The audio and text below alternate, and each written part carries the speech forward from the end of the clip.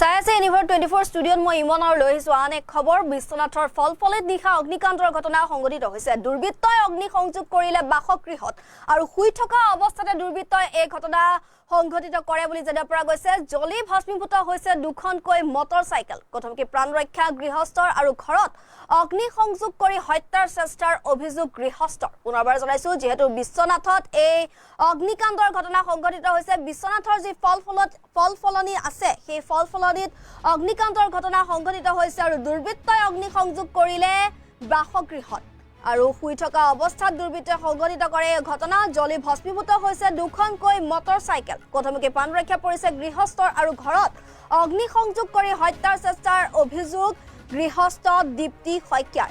কেইমাহমান পূৰ্বে দীপ্তিৰ বাসগৃহত চোৰেও চলাইছিল লুটপাট আৰু তাৰ পিছতে এই অগ্নিকাণ্ডৰ ঘটনা সংঘটিত হৈছে আৰু গাঁৱৰ ৰাইজে ততাতৈয়াকৈ জুই নুমাবলৈ চেষ্টা কৰে আৰু ঘৰত অগ্নি সংযোগ কৰি হত্যাৰ চেষ্টা চলোৱাৰ অভিযোগ উত্থাপন কৰিছে এতিয়া দীপ্তি শইকীয়াই। আৰু বিশ্বনাথৰ যি ফলফলিত আছে, সেই ফলফলিতে অগ্নিকাণ্ডৰ ঘটনা সংঘটিত হৈছে। দুৰ্বৃত্তই অগ্নি সংযোগ কৰিছে দীপ্তি শইকীয়া নামৰ মহিলাগৰাকীৰ বাসগৃহত আৰু কেইমাহমান পূৰ্বে দীপ্তিৰ বাসগৃহত যিহেতু চোৰেও চলাইছিল লুটপাট আৰু তাৰ পিছতে এই ঘটনা সংঘটিত হোৱা দেখা পোৱা গৈছে। কথমকি প্ৰাণ ৰক্ষা পৰিছে গৃহস্থ আৰু ঘৰৰ খিৰিকীত লগাইছিল জুই আৰু জুই লগাৰ উমান পাই যিহেতু গৃহস্থই এক হুলস্থুলীয়া পৰিৱেশৰ সৃষ্টি কৰিছিল আৰু তাৰ পিছতে উপস্থিত হৈছিল স্থানীয় ৰাইজ আৰু স্থানীয় ৰাইজে জুই নিৰ্বাপন কৰিবলৈ সক্ষম হৈছে বুলি জানিব পৰা গৈছে আৰু কথমকি প্ৰাণ ৰক্ষা পৰিছে গৃহস্থ। পুনৰবাৰ জনাইছোঁ, বিশ্বনাথত এই বিধ্বংসী অগ্নিকাণ্ডৰ ঘটনা সংঘটিত হৈছে। দুৰ্বৃত্তই অগ্নি সংযোগ কৰিছে বাসগৃহত আৰু শুই থকা অৱস্থা গৃহস্থই শুই থকা অৱস্থাতে এই অগ্নিকাণ্ডৰ ঘটনা সংঘটিত হৈছে। যিহেতু জ্বলি ভস্মীভূত হৈছে দুখনকৈ মটৰচাইকেল আৰু কথমকি প্ৰাণ ৰক্ষা পৰিছে গৃহস্থ। আমাৰ হাতত মন্তব্য আছে, সেই মন্তব্য এবাৰ শুনা বিচাৰিছোঁ। 3:30মান বজাত মই সাৰ পাইছোঁ।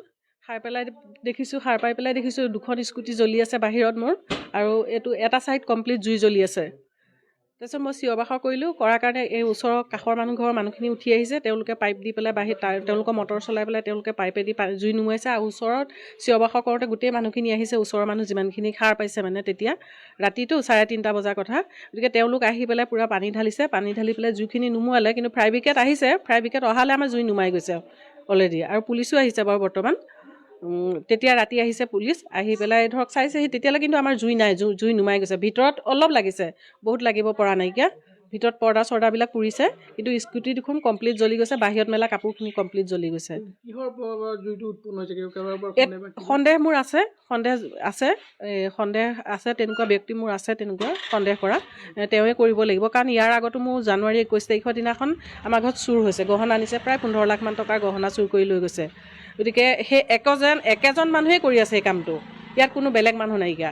সেই একেজন মানুহে কৰি আছে। এইটো এটেম্প টু মাৰ্ডাৰ হয়, কাৰণ এঘৰ মানুহ শুই থকা অৱস্থাত যেতিয়া জুই লগাই দিয়ে তেতিয়া এইটো এটেম্প টু মাৰ্ডাৰেই হ'ব লাগিব।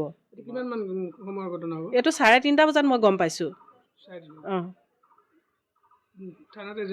থানাত এজেহাৰ মানে তেওঁলোকৰ থানাৰ মানুহ আহিছে। আমি বৰ্তমানলৈকে এজেহাৰ দিয়া নাই, আমি যাম এতিয়া, কিন্তু ফায়াৰ ব্ৰিগেডো আহিছে। ঘৰৰ বস্তু বিশেষ ভিতৰৰ ফাৰ্নিচাৰ ইমান জ্বলা নাই, কিন্তু এনে পৰ্দা চৰ্দাবিলাক আৰম্ভ কৰিছিলে জ্বলিবৰ কাৰণে, আৰু স্কুটি দুখন কমপ্লিট জ্বলি গৈছে। আমাৰ মোৰ নাম দীপ্তি শইকীয়া আৰু ঘটনাটো হ'ল ফলফলি। ক্ষয়ক্ষতি মানে এতিয়া স্কুটি দুখনৰ দামটো ধৰক, আৰু ঘৰটোতো এটা ছাইড কমপ্লিট পুৰা গৈছে ন।